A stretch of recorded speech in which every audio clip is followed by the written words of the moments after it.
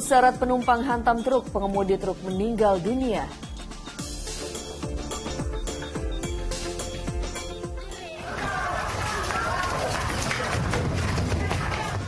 Seorang wanita nekat membubarkan tawuran bersenjata tajam.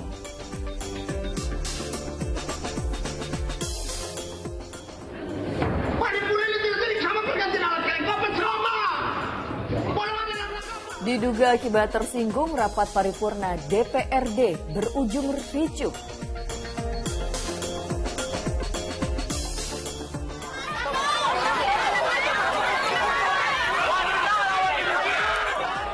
Kericuhan menyertai pembongkaran sebuah pasar.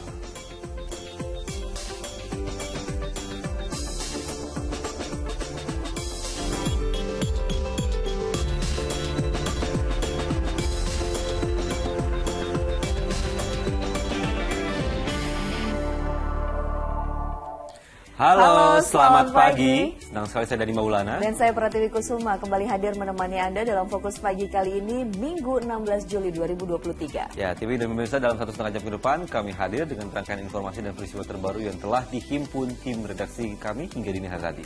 Langsung saja kita awali informasi di Fokus Pagi selengkapnya. Ya, pemirsa, pembongkaran pasar Banjaran di Kabupaten Bandung, Jawa Barat berlangsung ricuh. Ya, tidak terima kios mereka dibongkar, para pedagang mengadang petugas hingga sempat terjadi aksi saling dorong.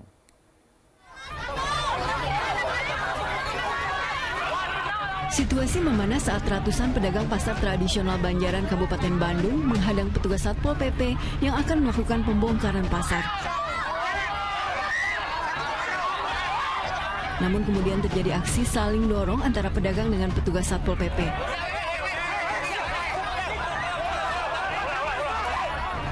Beruntung kericuan tidak meluas setelah sejumlah warga berupaya menengahi kedua belah pihak. Menurut Pemkab Bandung, pembongkaran pasar sesuai dengan putusan pengadilan.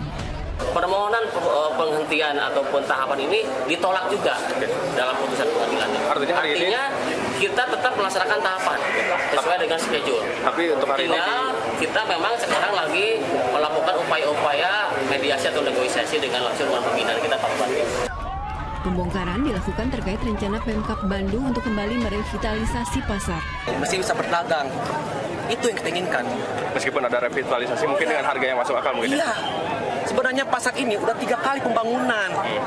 Itu. Kalau sekarang masuk ke 4 berarti dari tahun 2099 sampai 2001, 2002. Nah, sekarang ini yang jadi keberatan adalah harga yang kurang signifikan. Menurut pedagang, harga jual kios baru terlalu mahal, yakni mulai 60 juta rupiah setiap kiosnya. Para pedagang juga menolak bila pasar dikelola pihak swasta.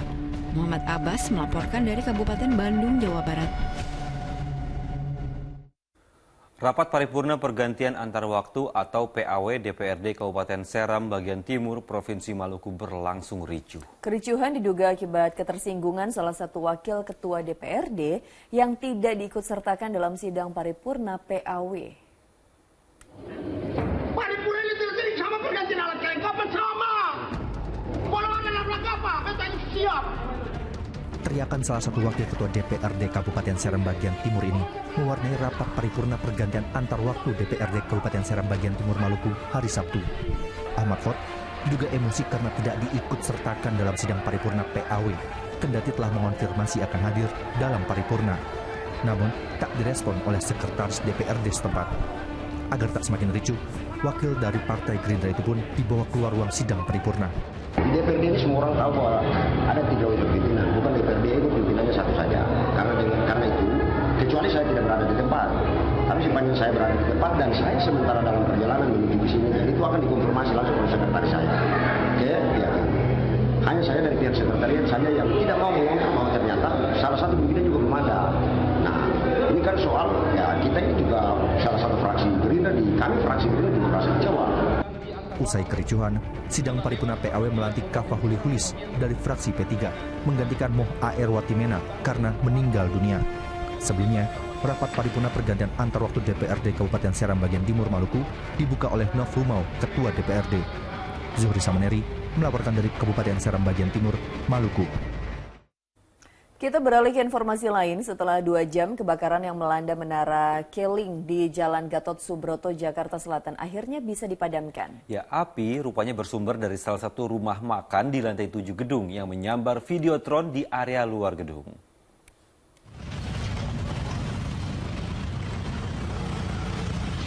Api berkobar hebat di sebagian sudut Menara Keling di Jalan Jenderal Gatot Subroto, Setiabudi, Jakarta Selatan Sabtu siang. Besarnya api memunculkan kepulan asap hitam tebal ke udara. Petugas pemadam kebakaran yang tiba di lokasi langsung berupaya memadamkan api. Untuk mencapai titik api, petugas menerjunkan 1 mobil pemadam dengan tangga otomatis dan 1 mobil Bronto Skylife. Tercatat 20 mobil pemadam kebakaran diterjunkan ke lokasi. Setelah sekitar 2 jam, api mulai bisa dipadamkan. Diduga api tadi dari restoran. Cuman penyebab awalnya baru sedikit polisi. Jadi dari restoran api? Restoran. Berarti dari restoran yang menyambar ke Videotron, Pak? Meski tidak ada korban jiwa, namun kerugian akibat kebakaran ditaksir mencapai ratusan juta rupiah. Selain itu, 3 orang yang terluka ringan langsung dilarikan ke rumah sakit untuk mendapat perawatan medis, dengan 2 diantaranya langsung dipulangkan. Kebakaran juga mengakibatkan arus lalu lintas dari arah Kuningan menuju Pancoran sempat dilanda kemacetan parah. Muhammad Subadri Arifki melaporkan dari Jakarta. Di informasi berikutnya, pemirsa, truk kontainer syarat muatan terbakar di Jalan Lintas Sumatera. Sementara si Jago Merah juga menghanguskan sebuah motor di Kabupaten Goa, Sulawesi Selatan beberapa saat setelah mengisi bahan bakar. Motor depan Pertamina. Malino. Kobaran api ini menghanguskan 1 unit motor di Jalan Poros Malino, Kabupaten Goa, Sulawesi Selatan. Peristiwa itu terjadi beberapa saat setelah motor mengisi bahan bakar minyak. Agar api tidak menjalar, petugas stasiun pengisian bahan bakar kemudian memadamkan api dengan alat pemadam ringan. Diduga kebakaran itu terjadi karena korsleting listrik pada mesin motor.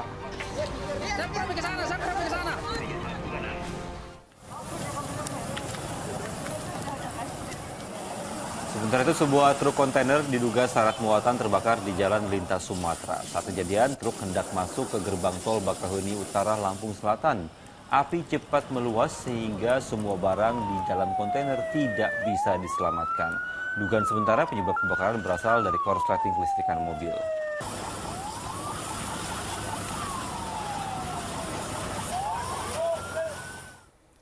Kobaran api menghanguskan warung sate di wilayah Pangandaran, Jawa Barat. Ya, warga ini berusaha memadamkan api dengan alat seadanya, tapi tidak berhasil.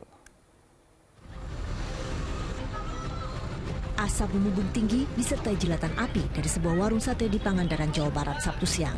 Warga berupaya memadamkan api dengan alat seadanya, tapi tidak membuahkan hasil. 2 unit mobil penyemprot milik pemadam kebakaran diterjunkan ke lokasi. Beberapa menit kemudian, api berhasil dipadamkan. Kebakaran tersebut ya berasal dari korsleting listrik yang terdapat di kamar bagian atas. Kerugian jiwa nihil.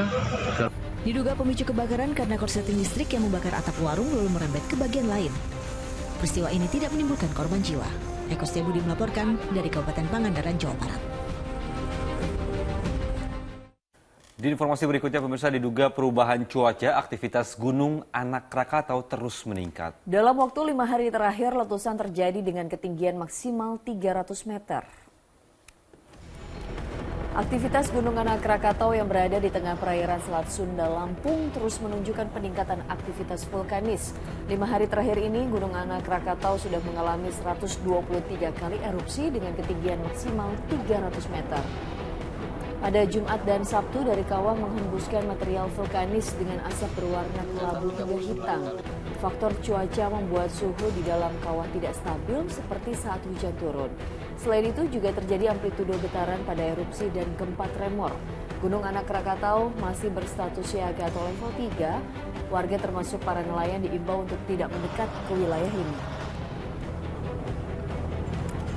39 kali letusan. Kebetulan juga mungkin energinya nggak sekuat yang dulu. Jadi letusan ini biar walaupun banyak, ketinggian maksimumnya hanya 300 meter. Sebelumnya kan langsung 1000-2000 meter. Kita beralih ke peristiwa lain, pemirsa. Remaja pria yang sedang mencari kerang bersama kakeknya di perairan Jungkat, Kalimantan Barat diterkam oleh buaya. Ya, pencarian melibatkan tim penyelamat gabungan dari TNI Angkatan Laut dan juga polisi serta belasan warga. Masih muda tuh. Masih muda. Dalam rekaman video amatir ini, tampak sosok yang diduga buaya. Buaya itulah yang diduga telah menerkam seorang remaja pria di perairan Jungkat, Kabupaten Mempawah, Kalimantan Barat, Sabtu pagi. Peristiwa terjadi ketika korban bersama kakeknya sedang mencari remis atau kerang di pantai Pulau Panjang, perairan Muara Jungkat. Tiba-tiba remaja pria berusia 13 tahun itu diterkam buaya dari arah belakang. Bahwa ada kejadian di Pas Rempun itu ada kakek dan cucunya sedang menganggap remis, tiba-tiba diterkam buaya. Nah, informasinya itu ada yang meminta bantuan dari sini dan kami semua masyarakat akan turun kemarin tadi. Tapi dalam hal itu sampai sekarang belum kita temukan. Upaya pencarian langsung dilakukan tim penyelamat gabungan yang berasal dari TNI Angkatan Laut dan polisi serta warga dengan menyusuri perairan Jungkat. Menerima laporan dari masyarakat bahwa adanya salah satu warga yang bernama Aris diterkam buaya saat mencari remis bersama kakeknya yang bernama Buden di Teluk Cukai, Teluk Panjang, Kecamatan Jungkat, Kabupaten Mempawah. Hingga Sabtu sore, upaya pencarian belum membuahkan hasil. Peristiwa warga diterkam buaya saat tengah mencari kerang sudah beberapa kali terjadi di perairan Jungkat. Dede Iskandar melaporkan dari Mempawah, Kalimantan Barat. Pemirsa, nelayan yang hilang saat melaut pada cuaca buruk di perairan Tidore, Kepulauan Maluku Utara, Sabtu pagi ditemukan. Ya, jasad korban terdampar di pantai Pulau Moti, sekitar 10 mil dari tempatnya hilang.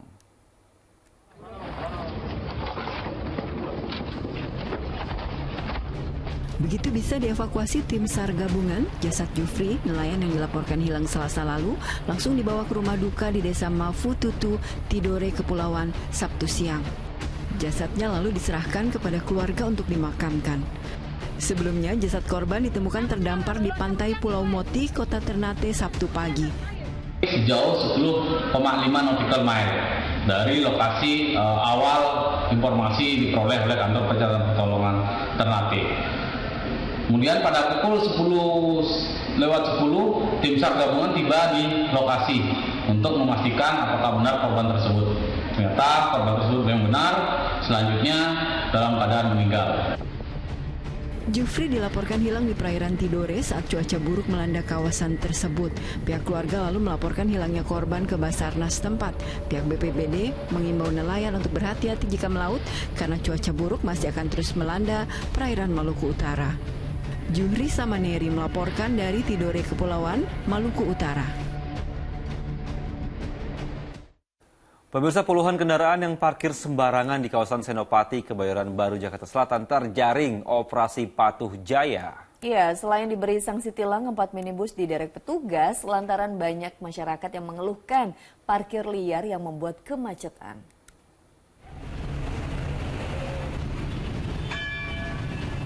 Aparat gabungan TNI Polri, Satpol PP, dan Dinas Perhubungan menggelar operasi Patuh Jaya di kawasan Kebayoran Baru, Jakarta Selatan, Sabtu malam. Operasi ini dilakukan lantaran banyaknya aduan masyarakat terkait maraknya parkir liar di kawasan tersebut hingga mengakibatkan kemacetan parah di Jalan Gunawarman, Jalan Senopati, dan Jalan Suryo, Jakarta Selatan. Atas banyaknya aduan masyarakat, petugas gabungan langsung menyisir lokasi tersebut dan melakukan penindakan. Sedikitnya puluhan kendaraan roda 4 terjaring razia dan diberikan sanksi tilang hingga diderek. Jadi untuk sejauh ini kita sudah menilang sebanyak 30 kendaraan, tapi yang diderek sampai dengan di Blok S ini ada 4 kendaraan. Jadi untuk pasal yang kami terapkan itu pasal 287 ayat 3 terkait pelanggaran rambu. Saya tambahkan bahwa kegiatan ini juga bagian dari kegiatan operasi Patuh Jaya. Selanjutnya, puluhan kendaraan yang dikenakan sanksi tilang dibawa ke kantor Mapolres Metro Jakarta Selatan. Ratusan personel yang dikerahkan dalam operasi ini kemudian melanjutkan patroli di wilayah hukum Jakarta Selatan. Triwibowo melaporkan dari Jakarta. Nah, pemirsa, ada cara unik yang dilakukan Satlantas Polres Bondowoso, Jawa Timur dalam menggelar operasi patuh untuk meningkatkan disiplin masyarakat dalam berlalu lintas. Ya, ini petugas menghadiahkan minyak goreng dan telur rebus bagi pengguna jalan yang tertib dalam berkendara. Sepintas tak ada yang berbeda dari kegiatan operasi patuh yang digelar jajaran Satlantas Polres Bondowoso, Jawa Timur pada hari Sabtu. Petugas menghentikan para pengguna jalan dan memeriksa kelengkapan surat dalam berkendara di jalan umum. Uniknya, petugas langsung menghadiahkan kotak berisi telur rebus dan minyak goreng bagi pengendara yang dinilai telah mematuhi aturan dalam berlalu lintas, seperti menggunakan helm dan melengkapi diri dengan surat izin mengemudi serta STNK. Hadiah yang tak biasa ini mendapat respon positif dari pengendara. Operasinya kaget, tapi dapat kayak gini ya senang juga, Pak. Tadi apa saja yang diperiksa, Pak? Surat-surat, STNK. Pemberian hadiah ini merupakan wujud apresiasi polisi pada para pengguna jalan yang telah tertib dan mematuhi peraturan dalam berkendara. Kita memberikan telur matang khususnya ya, agar pengendara khususnya yang bekerja belum sempat makan, agar untuk sebagai pengganjal perut ya, karena apa? Kekuatan kita, tenaga kita pasti dijulukan dengan perut. Selain pengendara motor, operasi patuh juga menyasar mobil pribadi hingga truk maupun kendaraan besar lainnya. Operasi patuh akan berlangsung selama 14 hari dan berakhir pada 23 Juli mendatang. Tommy Iskandar melaporkan dari Bondowoso, Jawa Timur. Ya pemirsa, setelah berkumandangnya azan subuh untuk wilayah ibu kota DKI Jakarta dan sekitarnya, kami akan hadir kembali dengan sejumlah informasi lainnya. Di antaranya seorang wanita yang nekat membubarkan tawuran bersenjata tajam. Tetaplah bersama kami di Fokus Pagi.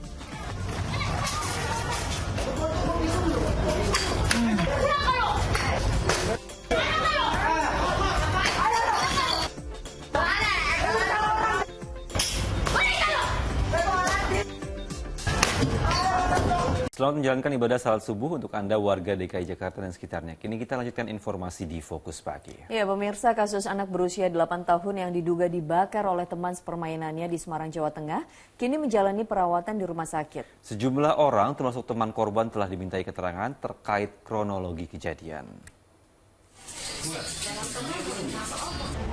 3 minggu sudah berlalu, kasus bocah perempuan 8 tahun asal desa Pakis, Kabupaten Semarang, Jawa Tengah yang diduga dibakar teman sepermainannya masih dalam penyelidikan polisi.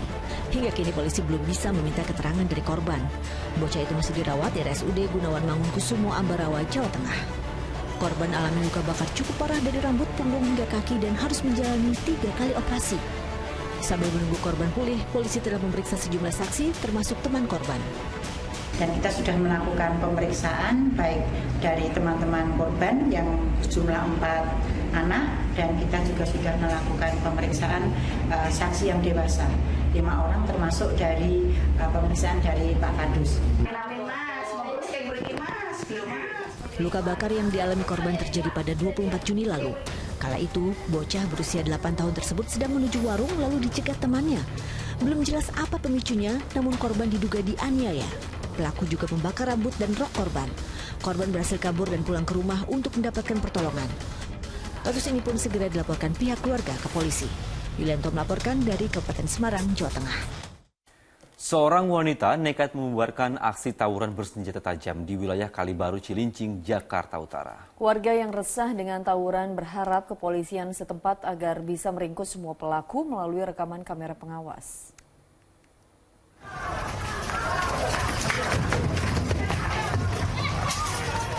Dua kelompok remaja terlibat tawuran menggunakan senjata tajam di permukiman padat penduduk Kalibaru, Cilincing, Jakarta Utara, Jumat malam.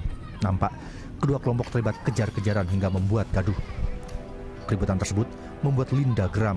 Secara spontan, wanita berusia 23 tahun itu nekat menghampiri salah satu kelompok untuk membubarkan tawuran.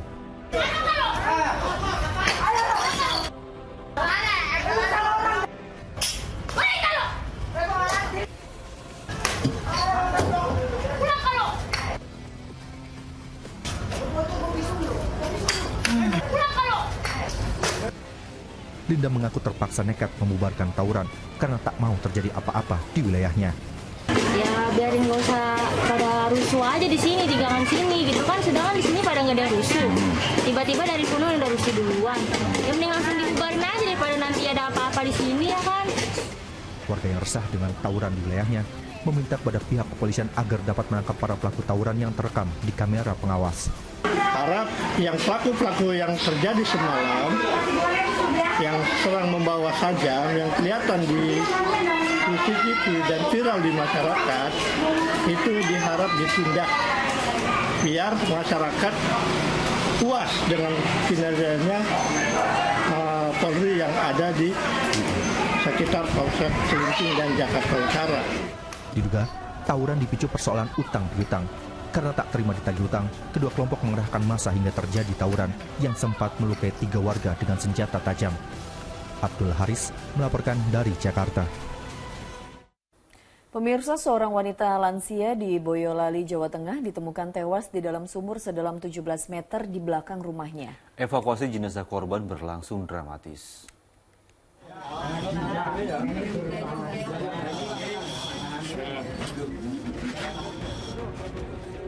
Tim reaksi cepat BPBD Kabupaten Boyolali, Jawa Tengah berupaya mengevakuasi jenazah wanita lansia bernama Martiah yang terjebur ke dalam sumur sedalam 17 meter di Desa Banyuanyar, Kabupaten Boyolali, Jawa Tengah. Dengan peralatan evakuasi air lengkap, proses pengambilan jenazah dalam sumur berlangsung sekitar 40 menit.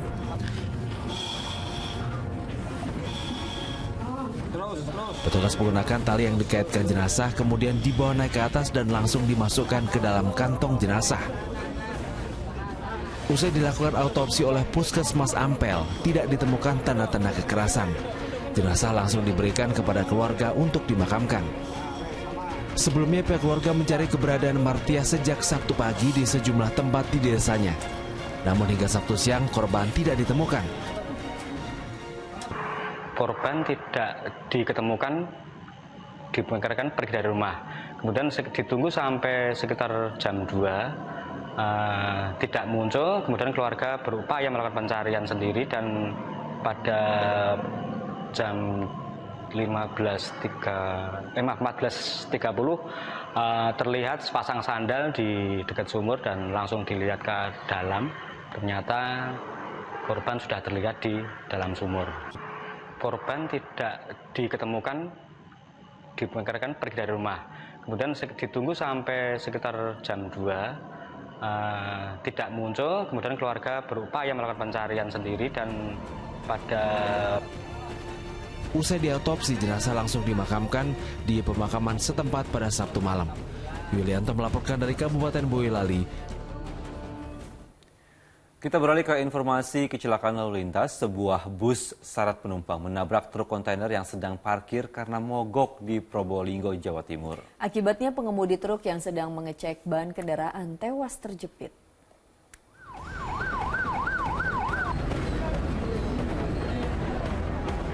Warga dan pengguna jalan di jalur Pantura Probolinggo Pasuruan, tepatnya di Desa Tambak Rejo, Jawa Timur dikejutkan dengan tabrakan antara bus penumpang dan truk kontainer.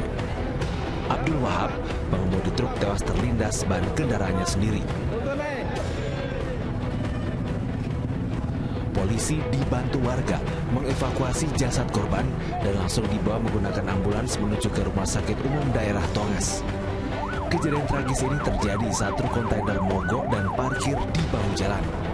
Saat sopir truk melihat kondisi ban kendaraan, tiba-tiba sebuah bus syarat penumpang yang melaju dari arah barat menyeruduk bagian belakang truk tersebut.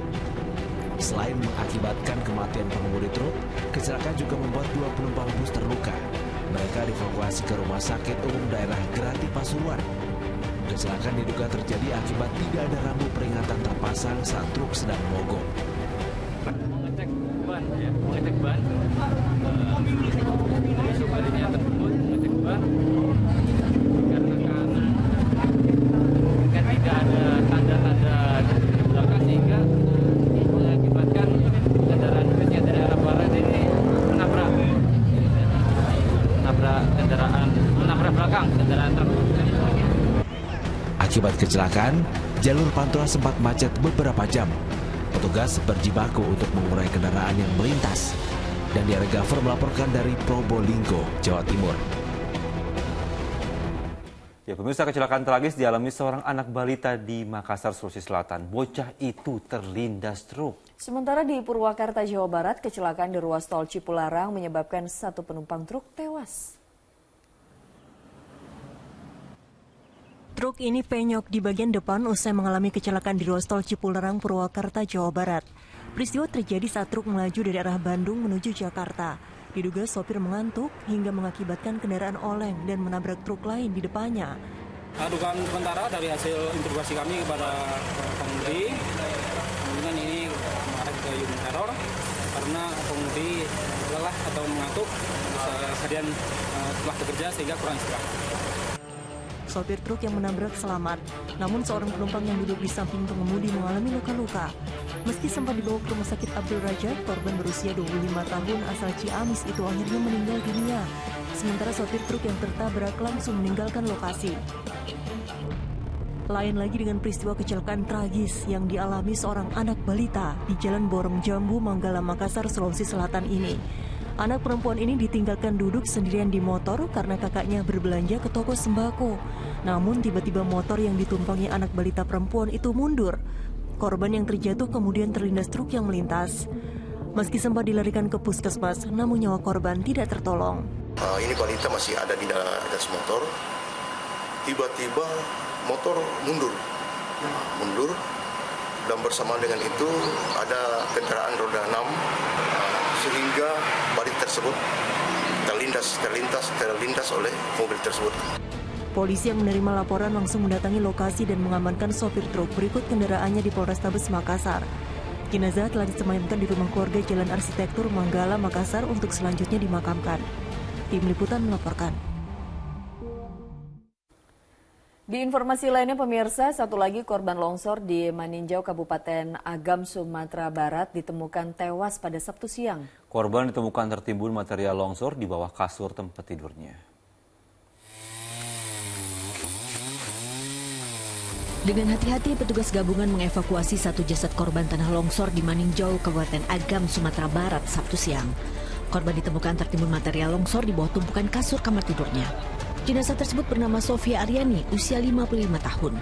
Jasad sang suami bernama Haryadia lebih dulu ditemukan pada Jumat pagi. Pencarian jenazah menggunakan peralatan seadanya, melibatkan tim Basarnas BPBD, PMI bersama warga. Pada pukul 13.15 korban ditemukan dan selesai dievakuasi pada pukul 13.45 korban dibawa ke rumah keluarganya korban. Berdasar data BPBD, longsor terjadi di 11 titik di kawasan Danau Maninjau. Material longsor bahkan menutup akses jalan. Petugas terpaksa menggunakan perahu karet menuju daerah terisolir. Beberapa hari ke depan BPBD Agam menetapkan tanggap darurat dengan mendirikan posko dan dapur umum. Longsor di wilayah ini terjadi Kamis malam usai hujan lebat. Arsad Kusnadi melaporkan dari Kabupaten Agam, Sumatera Barat. Pemirsa, petugas mengeruk saluran air yang diduga menyebabkan banjir di Kabupaten Sinjai, Sulawesi Selatan. Tak disangka, petugas malah menemukan seekor ular piton di halaman rumah warga.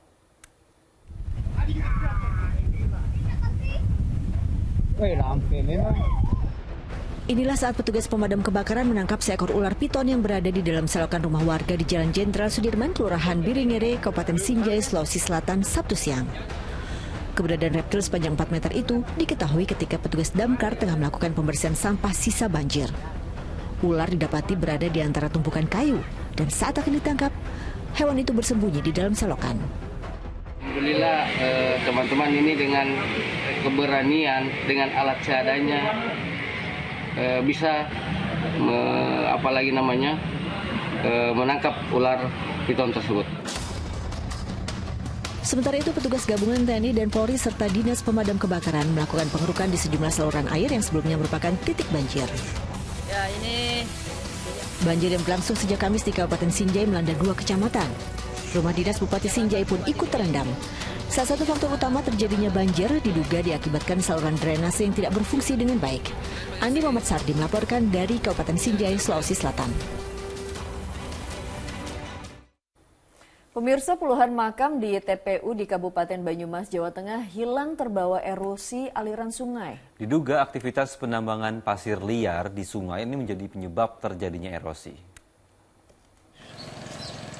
Inilah kondisi pemakaman umum di Desa Kalicupak Kidul, Banyumas, Jawa Tengah yang tergerus erosi selama bertahun-tahun. Dampaknya, puluhan makam yang berada di tepian Sungai Klawing yang sekaligus menjadi perbatasan antara Kabupaten Banyumas dengan Kabupaten Purbalingga hilang. Bila terjadi erosi pada tanggul sungai, pemakaman umum pun ikut terbawa erosi dan jenazah ikut terbawa arus sungai. Dalam 5 tahun terakhir diperkirakan sebanyak 50 makam hilang secara perlahan. Selain berdampak pada pemakaman, lahan pertanian milik warga juga tergerus dan hilang terbawa arus sungai. Diduga erosi terjadi akibat aktivitas penambangan pasir di sepanjang Sungai Kelawing. Berdampak kepada tanah pertanian. Pertanian juga, kita juga tanah makam desa juga separuh udah kena itu Pak. Kita beralih ke informasi lain pemirsa. Kota Tanjung Pinang tahun ini menjadi tuan rumah Hari Siaran Nasional atau Harsiarnas ke-90. Ya, dari perbatasan wujudkan siaran ramah, bermartabat dan berbudaya merupakan tema Harsiarnas. Kota Tanjung Pinang, Kepulauan Riau tahun ini menjadi tuan rumah Hari Siaran Nasional ke-90. Dan Kepulauan Riau bakal menjadi salah satu provinsi starting point dari lembaga penyiaran yang ada. Rangkaian pelaksanaan kegiatan Harsiarnas sedianya berlangsung di Lagoy, Bintan. Selain rakor juga akan digelar dialog interaktif perbatasan dan sejuta pemirsa serta UMKM Expo dan penanaman mangrove di Lagoy. Komisi Penyiaran Indonesia atau KPI meyakini radio dan televisi bisa menjadi tuntunan bagi generasi muda yang akan datang. Kegiatan di Harsiarnas rangkaiannya ada penanaman mangrove, literasi, juga ada workshop terkait penyiaran, dan terakhir kita berharap Presiden Republik Indonesia hadir terkait di Hari Penyiaran sekaligus deklarasi ASO nasional. Kepulauan Riau menjadi salah satu gerbang Indonesia yang perlu dirawat bersama untuk menjamin kedaulatan. Kita akan dukung terus nanti fasilitas-fasilitas pendukung lainnya, terutama yang tidak kalah pentingnya adalah untuk mendorong agar literasi ya di bidang penyiaran ini bagi masyarakat kita, mengedukasi masyarakat juga menjadi prioritas kita di Kepulauan Riau. KPI juga menjamin penyediaan siaran berkualitas dan patriotisme menjadi suatu keniscayaan yang harus menjadi perhatian menyusul Kepulauan Riau berada di perbatasan. Aulia Ihsan melaporkan dari Tanjung Pinang, Kepulauan Riau. Kita jeda sejenak pemirsa, Fokus Pagi akan hadir kembali dengan sejumlah informasi lainnya. Di antaranya adalah karena ketahuan membawa kabur motor curian, seorang pria menjadi bulan-bulanan warga. Informasi selengkapnya akan disampaikan Dani Maulana usai jeda.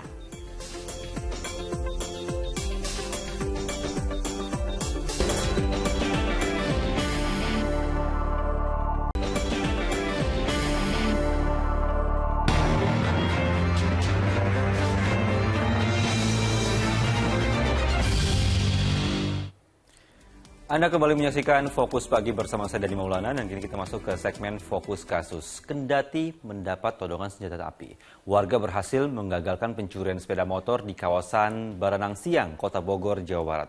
Sementara itu, polisi menyita senjata api rakitan beserta peluru dan 2 orang pencuri yang kabur masih diburu.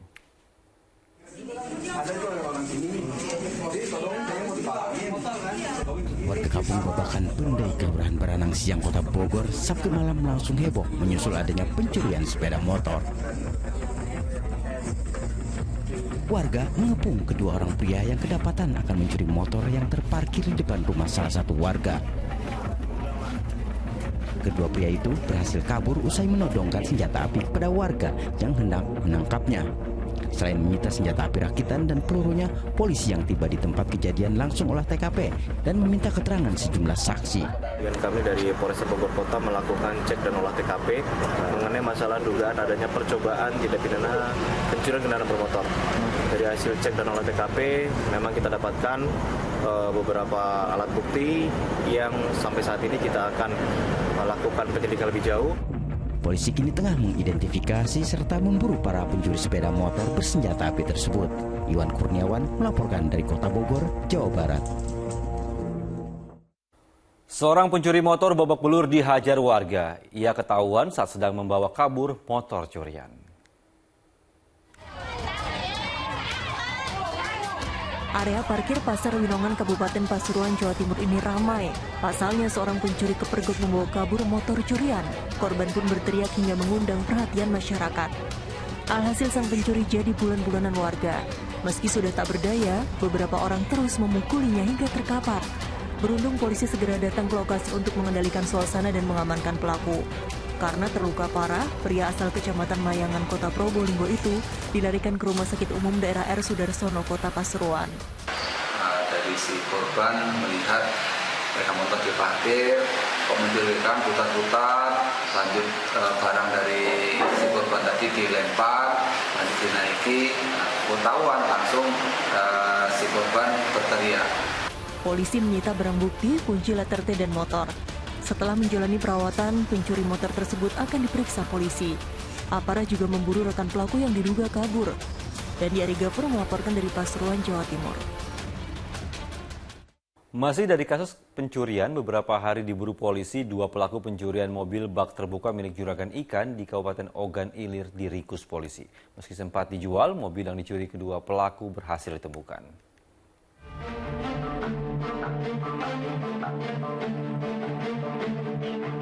Dua orang tersangka pelaku pencurian mobil bak terbuka milik seorang juragan ikan diringkus polisi Polsek Tanjung Raja Sabtu siang. Keduanya dibekuk di Desa Sakatiga, Pemulutan di Kabupaten Ogan Ilir, Sumatera Selatan. Sebelumnya, tersangka bernama Adi dan Supriyadi itu diburu setelah melancarkan aksinya di Desa Sakatiga, Pemulutan. Selain menangkap kedua pelaku, polisi juga menemukan mobil yang dicuri dari seorang pembeli. Terungkapnya kasus itu setelah polisi menganalisis rekaman kamera pengawas di lokasi kejadian. Dalam rekaman itu, salah satu tersangka merupakan rekan bisnis korban. Antara korban dengan pelaku pernah bekerja sama bisnis ikan. Barang bukti apa saja bang yang kita sita dari pelaku ini? Barang bukti yang kita sita 1 unit mobil dari pickup warna hitam. Dari tangan tersangka, polisi menyita kunci letter T dan pakaian yang digunakan para pelaku. Keduanya dijerat pasal pencurian dengan ancaman 7 tahun penjara. Dedi Irwansyah melaporkan dari Kabupaten Ogan Ilir, Sumatera Selatan. Di informasi berikutnya, 3 perampok terlibat perkelahian dengan awak truk di ruas Jalan Tol Jor, Petukangan Pesanggerahan, Jakarta Selatan, Sabtu dini hari. Ketiganya ditangkap warga dan polisi saat berusaha melarikan diri.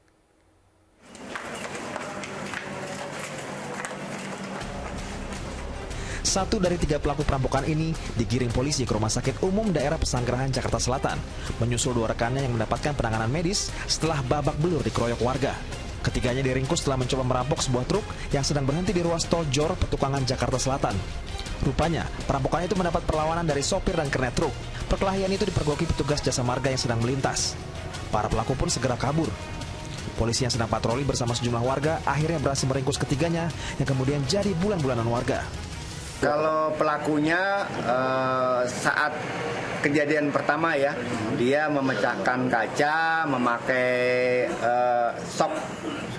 shockbreaker motor, ya kan, untuk memukul keneknya di sini, luka. Jadi tadi sudah diinterogasi, sudah 5 kali melakukan di daerah tol sampai Petukangan sampai ke Joglo. Polisi kini masih menyelidiki kemungkinan ada anggota komplotan lain yang terlibat. Muhammad Nur melaporkan dari Jakarta. Petugas menggagalkan upaya penyelundupan calon pekerja migran ilegal ke luar negeri di Bandara Soekarno-Hatta, Tangerang, Banten. Ratusan orang korban sedianya berangkat ke 3 wilayah tujuan, yakni Asia Tenggara, Arab Saudi, dan juga ke Afrika. Para pekerja migran ilegal ini sedianya berangkat ke luar negeri untuk bekerja di sejumlah negara seperti di wilayah Asia Tenggara, Arab Saudi, hingga Afrika. Petugas gabungan imigrasi Polresta Bandara Soekarno-Hatta dan BP2MI menggagalkan keberangkatan mereka di Terminal 3 Internasional Bandara Soekarno-Hatta, Tangerang, Banten.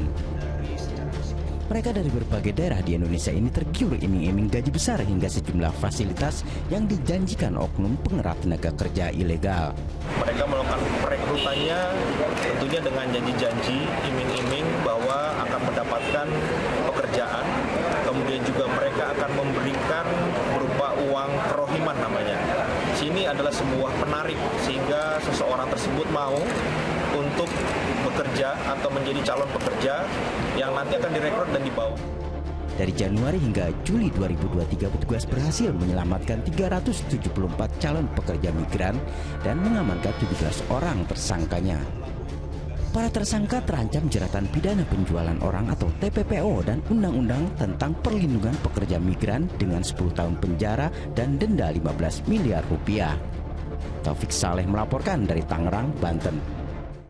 Sejumlah pemuda yang sedang asyik mengonsumsi minuman keras di Jakarta Barat disergap polisi yang berpatroli. Minuman alkohol yang sedang dikonsumsi lalu dibuang untuk mencegah terjadinya kriminalitas akibat minuman keras.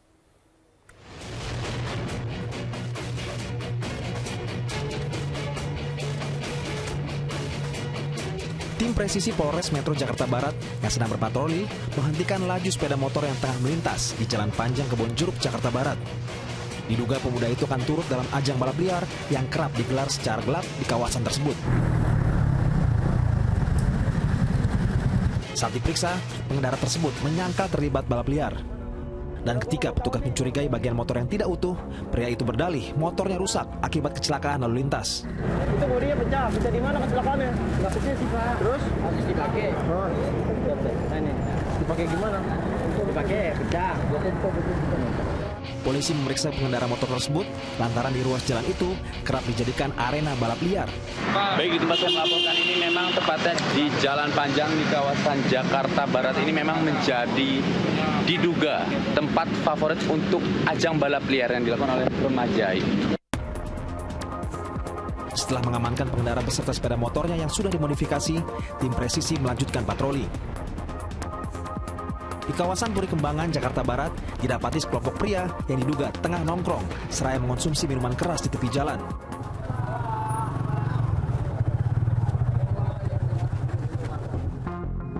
Awalnya mereka sempat menyangkal mengonsumsi minuman keras. Namun saat diperiksa, petugas mendapati botol berisi minuman beralkohol. Untuk pencegahan, minuman keras itu pun dibuang warga agar tidak dapat dikonsumsi. Ini di kawasan Puri Siana. Kita mendapatkan 6 orang pemuda yang sedang melakukan minum-minum. Dan sekarang kita sedang melakukan pengecekan terhadap surat-surat. Dan juga ini juga ada beberapa pemuda melakukan kegiatan minum-minum. Sebagai antisipasi terjadinya keributan karena berkumpul dalam pengaruh alkohol, para pemuda yang sedang nongkrong itu pun dibubarkan. Kali jangan nongkrong ini ya, enak kan di masyarakat juga. Nggak tahu sih Pak, di warung biasa gitu. Warung apaan? Madura ada juga. Madura iya biasanya. Tampilannya Madura sih. Yang biasa rokok ada beras gitu. Dan tim presisi kembali melanjutkan patroli untuk mencegah para pelaku kriminal melancarkan aksi kejahatannya. Daneswara Pandiasa dan Ahmad Hilman melaporkan dari Jakarta. Diduga mencuri kotak amal masjid, seorang pria diamuk warga. Informasi selengkapnya akan disampaikan oleh Pratiwi Kusuma sesaat lagi hanya di Fokus Pagi.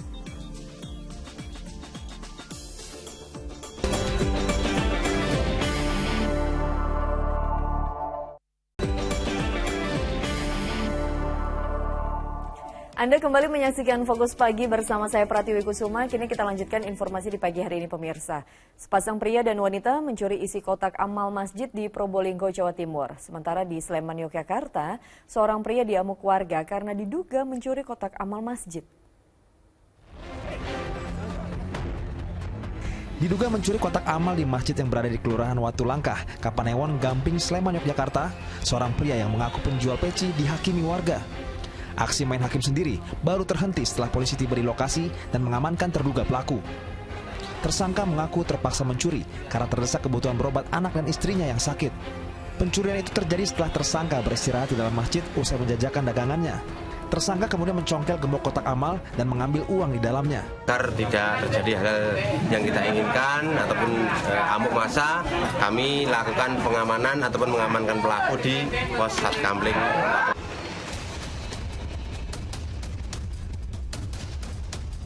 Pasangan pria dan wanita yang menyamar sebagai warga yang hendak menunaikan sholat malam di Masjid Nurul Barokah, Probolinggo, Jawa Timur, Sabtu dini hari, ternyata membongkar kotak amal di tangga luar masjid. Dalam tempo cepat, kedua pelaku membobol kunci gembok kotak amal tersebut dan menguras habis isinya. Tak berhenti sampai di situ, keduanya pun mencoba membobol kotak amal lainnya yang berada di teras masjid. Namun saat memotong gembok, Aksi keduanya dipergoki salah seorang pengurus masjid yang baru selesai menunaikan sholat tahajud. Kedua pelaku langsung kabur dengan mengendarai sepeda motor. Pengurus masjid kemudian melaporkan peristiwa tersebut ke Polsek Gading. Setelah berhasil menguras isi kotak amal yang ada di teras itu, setelah berhasil, kedua pencuri ini naik ke teras dengan harapan mau mengambil atau mungkin mencuri kotak amal yang ada di teras. Untuk mengungkap kasus pencurian tersebut, sejumlah polisi kini terjunkan untuk mengejar kedua pelaku yang ciri-ciri fisiknya terdapat dalam rekaman CCTV. Tim Liputan melaporkan. Si jago merah mengamuk di gudang penyimpanan bahan bakar berupa serbuk kayu di Kabupaten Malang, Jawa Timur. 6 unit mobil pemadam yang dikerahkan ke lokasi kejadian berjibaku memadamkan api hingga Minggu dini hari.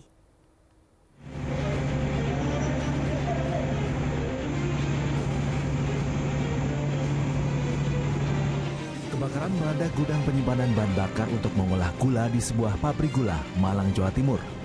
Api menjalar cukup cepat karena material yang terbakar berupa serbuk kayu. Petugas yang mengerahkan 6 unit mobil pemadam kebakaran berjuang keras memadamkan api yang berkobar di dalam area pabrik gula. Saat api mulai menyala, tidak ada aktivitas pekerja di dalam gudang. Kalau untuk damkar kita dibantu swasta 1 dari PG Krepet, dan kalau dari pemerintah Kabupaten Malang kita sekitaran 5 unit. Masih 5 unit. Kendalanya apa Mas? Kalau kendala masih belum ada. Soalnya kita dibantu dari PG Krepet juga untuk pengembalian air. Hingga Minggu dini hari petugas pemadam kebakaran belum berhasil memadamkan api. Sementara penyebab kebakaran belum diketahui. Nur Ramadan melaporkan dari Kabupaten Malang, Jawa Timur. Di informasi lainnya pemirsa, jelang berakhirnya masa libur di beberapa sekolah, para penjahit seragam di Mojokerto, Jawa Timur kebanjiran pesanan. Sementara di Pasar ASMK Jakarta, sejumlah warga juga masih berburu perlengkapan sekolah.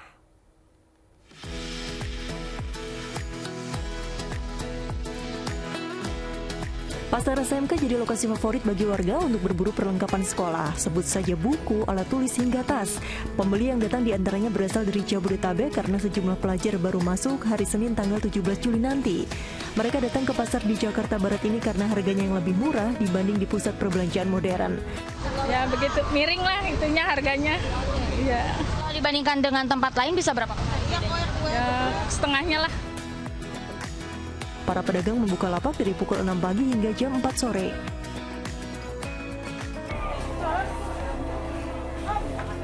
Pemesanan seragam sekolah di pasar tradisional Tanjung Anyar, Mojokerto, Jawa Timur juga jadi incaran sejumlah orang tua murid. Para penjahit pun kebanjiran pesanan. Pesanan mulai ramai sejak sepekan lalu. Dalam sehari para penjahit bisa menyelesaikan 3 hingga 5 pasang baik seragam SD, SMP maupun SMA. Sampai sore, tapi kalau musim seragam ini lembur. Sampai lembur-lembur ya? Sampai malam ya. Pesanan menjahit seragam sekolah meningkat 2 kali lipat jika dibandingkan tahun lalu. Ongkos satu pasang seragam mulai dari Rp100.000 hingga Rp200.000 sesuai ukuran. Tim Liputan melaporkan. Guna memberi dukungan untuk pelaku usaha UMKM, PT Bank Rakyat Indonesia BRI merilis kartu kredit terbaru yang disebut Paper Card. Kartu kredit ini diklaim memiliki banyak manfaat, di antaranya bebas iuran tahunan seumur hidup.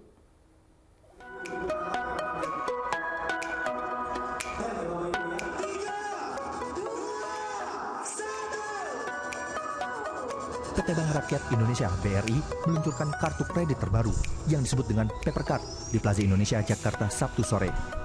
Kartu kredit terbaru ini bekerja sama dengan paper.id yang merupakan platform penagihan dan pembayaran antar bisnis yang dapat digunakan UMKM hingga perusahaan besar. Kartu kredit yang juga didukung dengan jaringan Visa ini diklaim memiliki banyak manfaat dibanding kartu kredit lainnya. Di antaranya, tidak memiliki iuran tahunan seumur hidup, kemudian dapat terhubung dengan platform invoice dan pembayaran, dan pengajuan lebih cepat karena dilakukan secara digital. Adapun tanggal jatuh tempo pembayaran juga lebih lama dibanding kartu kredit lainnya. Perbedaannya seperti jangka waktu due date pembayaran itu ya, biasanya kalau yang kartu individual hanya sampai 45 hari karena ini untuk kebutuhan bisnis, dan biasanya kebutuhan bisnis itu membutuhkan jangka waktu yang lebih lama, maka ini bisa lebih lama, bisa sampai 55 hari. Sementara, pihak BRI tak menyebut berapa limit pada kartu kredit ini. Yang jelas, Papercard diharapkan dapat dipakai dengan transaksi minimal 1 triliun rupiah. Adapun bagi mereka yang ingin mengajukan kartu kredit Papercard, harus menjadi customer paper.id terlebih dahulu. Auriga Agustina dan Kemal Prasetya melaporkan dari Jakarta. Presiden Joko Widodo bersama Ibu Iriana menghabiskan waktu malam minggu dengan menonton film di bioskop di sebuah mal di Bogor pada Sabtu malam. Kehadiran orang nomor 1 di tanah air ini pun membuat heboh warga yang menonton bersama dalam satu studio.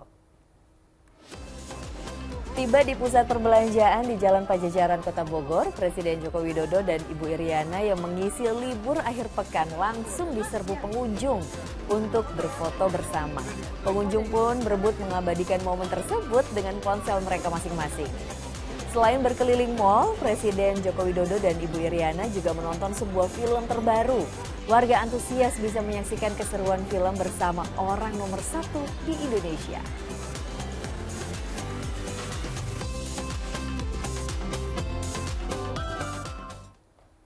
Pekan ketiga BRI Liga 1, Bali United dan Persik Kediri raih 3 angka. Selengkapnya kami hadirkan usai jeda.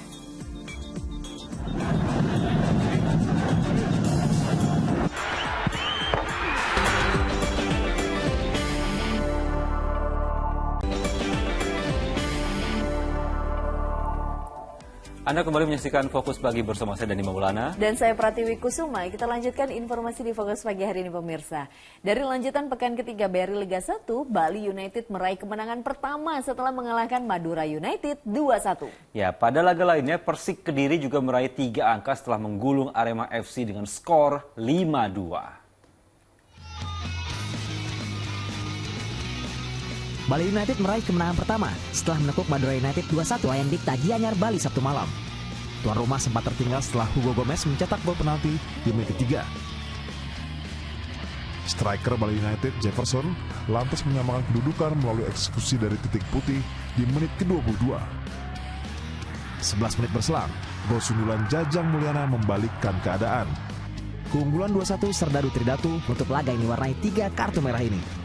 Sementara itu Persik Kediri meraih 3 poin perdana berkat kemenangan atas Arema FC di Stadion Brawijaya Kediri, Jawa Timur Sabtu sore. Tuan rumah unggul 2-1 di babak pertama berkat gol Simon Limbo dan penalti Renan Silva yang kemudian dibalas melalui gol Gustavo Almeida jelang rehat antar babak. Gol Jevinho di menit 57 membuat skor menjadi 3-1. Gustavo mencetak gol kedua dan membuat Arema mendekat 3-2. Namun, Macan Putih berhasil merespons lewat 2 gol yang dicetak Bayu Otto dan Flavio Silva. Persik pun menang telak 5-2 atas Arema FC. Ya, pemirsa, laga sengit di pekan ketiga BRI Liga 1 akan mempertemukan Bayangkara Presisi Indonesia kontra Persija Jakarta. Pada laga lain, tuan rumah PSIS Semarang bertekad meraih poin penuh kala menjamu Persebaya Surabaya pada Minggu sore. Duel klasik antara PSIS Semarang kontra Persebaya Surabaya dalam lanjutan pekan ketiga BRI Liga 1 akan berlangsung di Stadion Jatidiri Semarang Minggu sore. Kekalahan PSIS di laga terakhir melawan Persita Tangerang membuat skuad asuhan Gilbert Agius berbenah. Sang pelatih meminta para pemain Laskar Mahesa Jenar agar fokus menjaga permainan demi dapat meraih poin penuh di kandang sendiri. Sementara di kubu seberang, Persebaya diragukan tampil tanpa bomber andalannya Bruno Moreira. Pemain asal Brazil yang telah mencetak 3 gol ini tengah mengalami cedera ringan. Meski begitu, dirinya tetap masuk dalam skuad Aji Santoso untuk berlaga di Semarang.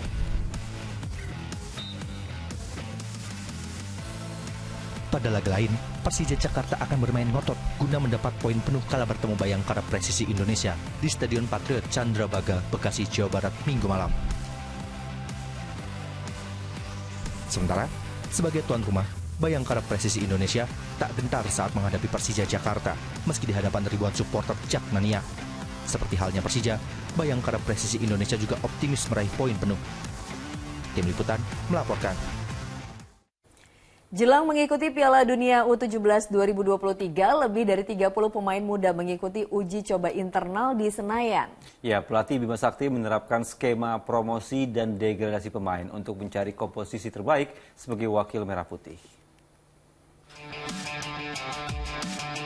Tim Indonesia U17 mengikuti pemusatan latihan di lapangan A, Kompleks Stadion Utama Gelora Bung Karno, Senayan, Jakarta, Sabtu pagi. Sebanyak 33 pemain terbagi ke dalam 2 tim untuk menjalani game internal. Uji coba ini dilakukan untuk melihat kondisi fisik dan teknik pemain. Tim pelatih yang dikomandoi Bima Sakti menerapkan skema promosi dan degradasi, yaitu mengganti pemain yang belum memenuhi standar dengan pemain yang lolos seleksi di 12 kota maupun di luar negeri. Rencananya kita ada promosi degradasi, karena kita juga ingin memberi kesempatan pemain yang lain yang di luar sudah ngantri nih, termasuk pemain-pemain yang berpaspor Indonesia yang sekarang ada di luar gitu. Bek muda Barito Putra, Muhammad Iqbal Gwijangge menegaskan bakal memberikan yang terbaik dalam setiap latihan agar terpilih mewakili Indonesia. Latihan, uji coba, apapun itu, saya akan memberikan 100% karena saya yakin saya layak berada di sini dan saya akan memberikan semuanya untuk timnas U17 ini agar di Piala Dunia nanti kita bisa bersaing dengan negara-negara yang lain. Dari pemusatan latihan dan seleksi di 12 kota, Bima Sakti akan memilih 20 pemain terbaik untuk mewakili Indonesia di Piala Dunia U17 yang berlangsung pada 10 November hingga 4 Desember 2023. Win Joshua dan Dede Effendi melaporkan dari Jakarta. Kita beralih ke informasi lain, pemirsa. Selain Tugu Selamat Datang, ibu kota juga memiliki maskot yang tak kalah fenomenal, yakni ondel-ondel. Nah, ini boneka besar ini dapat dengan mudah ditemui di Kampung Ondel-Ondel, Keramat Pulo, Kecamatan Senen, Jakarta Pusat. Seperti apa kira-kira tempatnya? Berikut liputannya.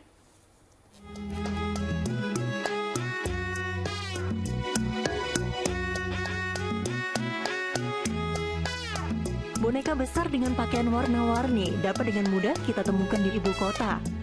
Iya, ondel-ondel. Maskot kota Jakarta ini selalu sukses menghibur siapa saja dengan tariannya. Penasaran bagaimana boneka besar ini dibuat? Langsung saja datang ke Keramat Pulo, Kembang Pacar, Jakarta Pusat. Di sini menjadi lokasi pembuatan ondel-ondel. Saking banyaknya perajin ondel-ondel membuat tempat ini dijuluki Kampung Ondel-Ondel. Sejarah Kampung Ondel-Ondel berawal pada tahun 1980-an, di mana kala itu boneka besar ini dikenal dengan nama barongan. Untuk merakit ondel-ondel seperti ini, dibutuhkan waktu 1-3 hari, tergantung dari banyaknya pekerja. Kalau buat jadi boneka, masalah kalau baju bukan kita yang buat ya, tukang jahit. Nah, gitu. Kita hanya selain bahan. Tapi kalau buat ondel-ondel, insya Allah sehari jadi buat 1. Kalau kita kerja kompak, yang tadi saya bilang Mbak, kalau kita semua kerja kompak, apapun ringan gitu. Kesulitan membuat boneka besar ini terdapat pada kerangka badan yang terbuat dari bambu. Tak hanya itu, bagian melukis dan mewarnai wajah ondel-ondel juga harus dikerjakan secara teliti. Warna wajah pada ondel-ondel menjadi pembeda dari kedua jenis boneka besar ini loh. Iya, laki-laki dan perempuan. Kalau yang perempuan kan memang jelas itu adalah kelembutan. Ya, simbol dari bumi, simbol dari kasih sayang, simbol dari harapan.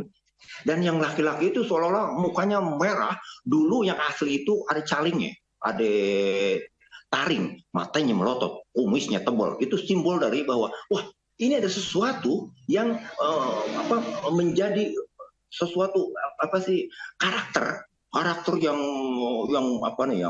yang memperlihatkan kegelisahan. Jadi kedua hal ini menjadi satu kesatuan, akhirnya kesatu kesatuan ini menjadi simbol equilibrium, keseimbangan. Harga satu buah ondel-ondel tergantung pada ukuran. Ada yang ukuran 1 meter hingga yang tertinggi mencapai 2 meter. Untuk ondel-ondel dengan tinggi 2 meter, harganya mulai dari 2 juta rupiah. Sementara untuk ukuran 1 meter berkisar 1,5 juta rupiah per buah.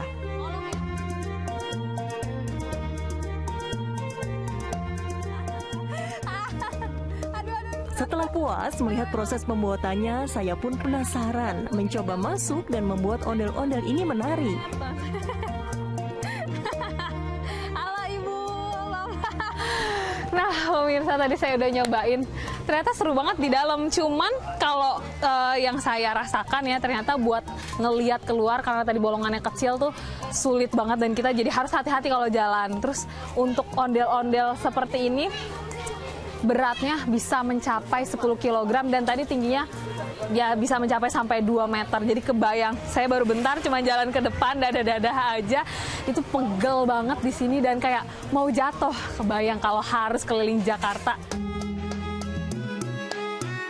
Bagi Anda yang ingin melihat langsung proses pembuatan ondel-ondel, bisa langsung datang ke sini. Priscilia Claudia dan Tikno Handoko melaporkan dari Jakarta. Ya seru banget ya masuk dalam ondel-ondel, bisa ngebayangin sih. Ondel kan tingginya 2 meter lebih itu, terus butuh keseimbangan yang kuat. Betul, ya. Makanya tadi kata Priscil juga kebayang banget dan berat gitu kan, ondel-ondel gitu. Oke, dan pemirsa, informasi tadi sekaligus menutup jumpa kita di Fokus Pagi hari ini. Dan setelah Fokus Pagi, jangan lewatkan untuk menyaksikan program Magic 5. Iya, mewakili tim redaksi dan kerabat kerja yang bertugas, saya Pratiwi Kusuma. Dan saya Dani Maulana pamit undur diri, selamat berakhir pekan, jaga kesehatan selalu, dan sampai jumpa.